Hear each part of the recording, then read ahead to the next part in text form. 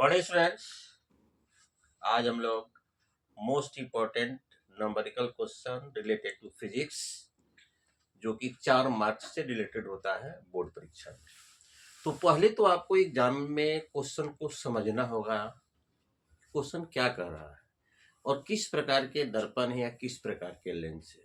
तो सबसे पहले एक अवतल दर्पण, तो सबसे पहले हम लोग अवतल दर्पण बनाएंगे।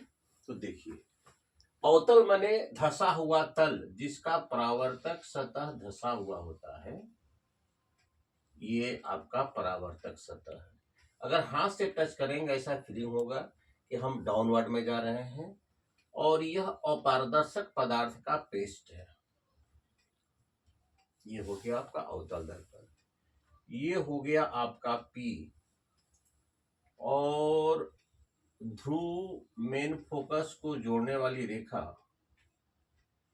आपको कहलाती है मेन एक्सिस। पीएक्स हो गया main axis, PF focal length, PC curvature of radius. तो इसको हम लिखते हैं स्मॉल एफ के द्वारा। और यह 20 सेंटीमीटर है, तो कर्वेचर रेडियस फोकल लेंथ का डबल होता है।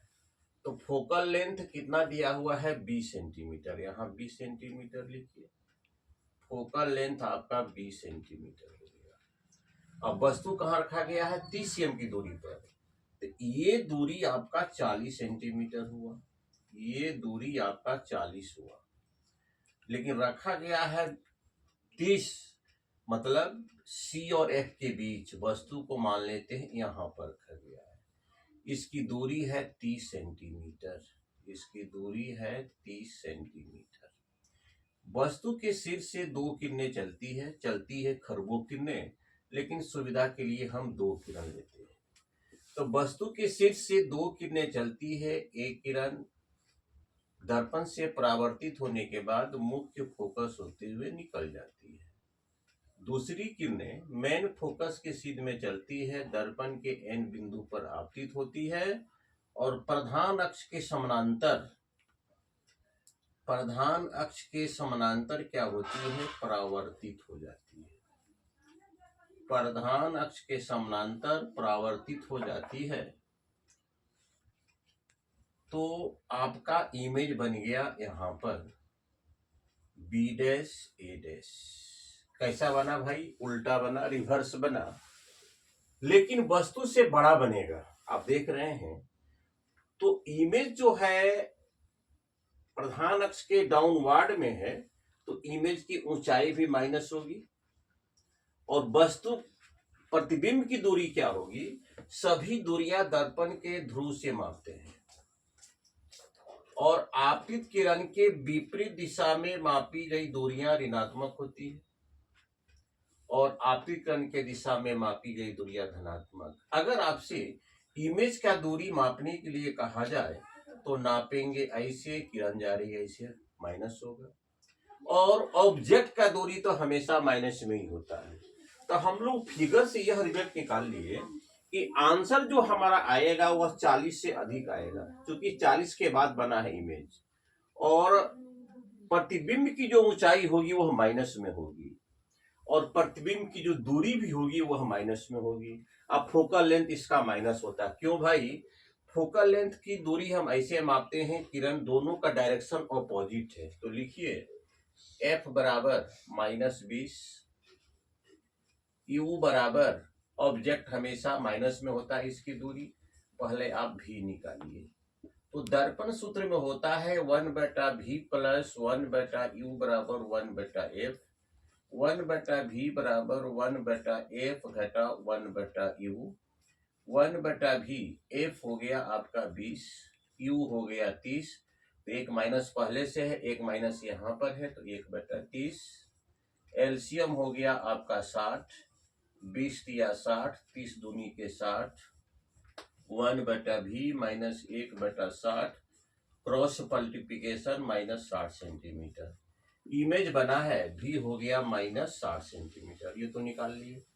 तो भाई कैसा बना, रिवर्स बना